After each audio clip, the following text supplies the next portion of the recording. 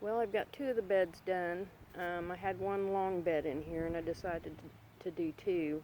They got cedar siding, so they ought to stay a while. They're not perfect. They don't set exactly level and all that kind of stuff, but they're good enough. And I put some of this here hardwire cloth underneath of it, as well as some cardboard, just because around here I have a real problem with burrowing varmints, burrowing up into it. And they're not moles either. I mean, a few maybe, but they actually eat roots off of things. My garlic is struggling really bad.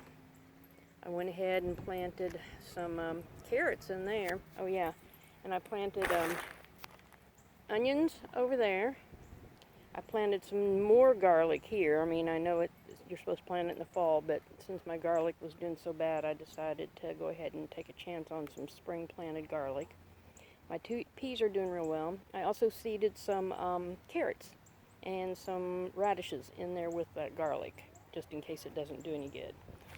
And then I planted potatoes. This is all potatoes. Kennebec, I think is what the brand I got. I actually bought seed potatoes this year, which I usually don't. I usually just plant what I've kept over from last year, but I didn't have near as many from last year. And I did plant them, but they're isn't going to be near enough. So anyway, I planted Kennebecs in here. Planted Jerusalem artichokes in there until I figure out where I want them, because they are they're pretty prolific. They'll take over. And these are the onions I planted out 2 freezes ago, and as you can see, they're still pretty wimpy. I don't think they're going to make much in the way of onions. So I'm probably going to, in between each one, plant more, because I built this bed specifically for the onions. You know, I put the nutrients and the stuff in it for them. And the kale, as you can tell, it got bit, but it didn't die, so it'll be all right. And my trap has not caught anything yet, so I decided to do a second trap. See if I can't catch whatever varmints running around eating the roots off of my plants and digging in my garden. Anyway, I have beets, turnips, and beets, turnips, and rutabagas planted down through here. And then here's where I planted my potatoes that I saved from last year. So I've got it's mostly a russet and then some russet and red down through here. And I just over there, right there, planted some more turnips, some white shogun turnips, and some more rutabagas.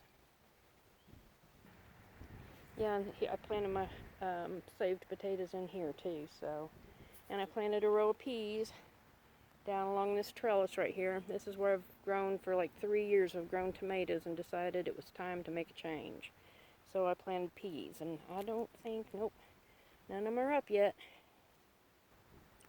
I moved all my cold tolerant stuff outside. This is its 3rd day, right? The day after the deep freeze was over, I moved them out here so they can harden off, and that way I can start moving them into the garden and free up some space in my greenhouse. Yep, I up-potted some tomatoes, and this rosemary, when I pruned my rosemary bush back last fall, I stuck all the twigs down in there, and they actually are growing. So they probably have roots on them, but I don't want to mess with them yet. Anyway, they're doing pretty good. And since I cleared up some space, I have planted some more Slim Jim cayennes. These were seeds I saved. The plant, the jalapeno, it's a jalapeno. Anyway, the jalapeno plant that this came from, it actually kept peppers clear past the frost. Anyway, and it was doing good, and finally it got too cold for it, and it keeled over, but it lasted the longest. So those particular seeds I planted to see if I can't get a more cold tolerant pepper. Anyway, I planted, these are some flowers. I planted some black bachelor buttons and some milk thistle and some black cherry tomatoes, some Paul Robeson to see if I can get them to go, some more lemongrass, some, what is that? Oh, some more caraway, some parsnips, because they take a long time to grow. They take like 120 days.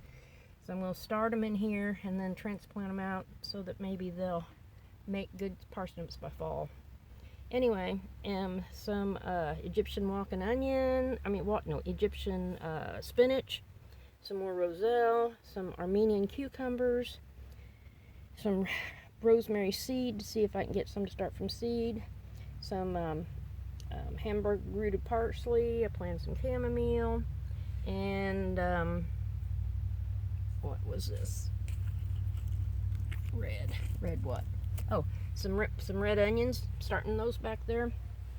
This right here is an experiment.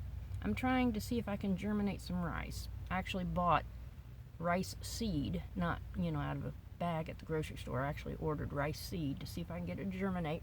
I'm gonna try and grow rice this year.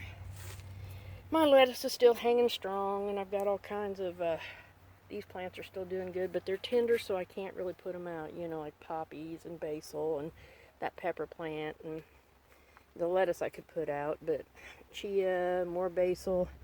This is a marshmallow, and that tomato is still doing good. Look at that. I may get a tomato here soon, if I can get it to focus on it. Yeah, look at that bad boy.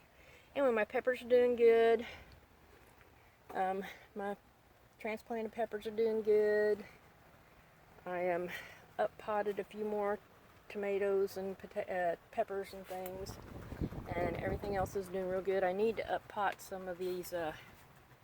This is a celerac, and I think it's kind of cold hardy, but I don't know, so I may pot some of that up and test it. And then the cumin, I need to pot that up into pots. Anyway, and this is an Armenian cucumber. I'm trying to get some more of that going because I really like those. Anyways, and so then I got to start some more warm weather stuff here real soon. I got roselle and and this is pretty cold tolerant, but I don't want to put it out yet. That's a red amaranth and some chives. Anyway, that's where we're at right now. Hopefully this is actually this is what I call preparing for the food shortage.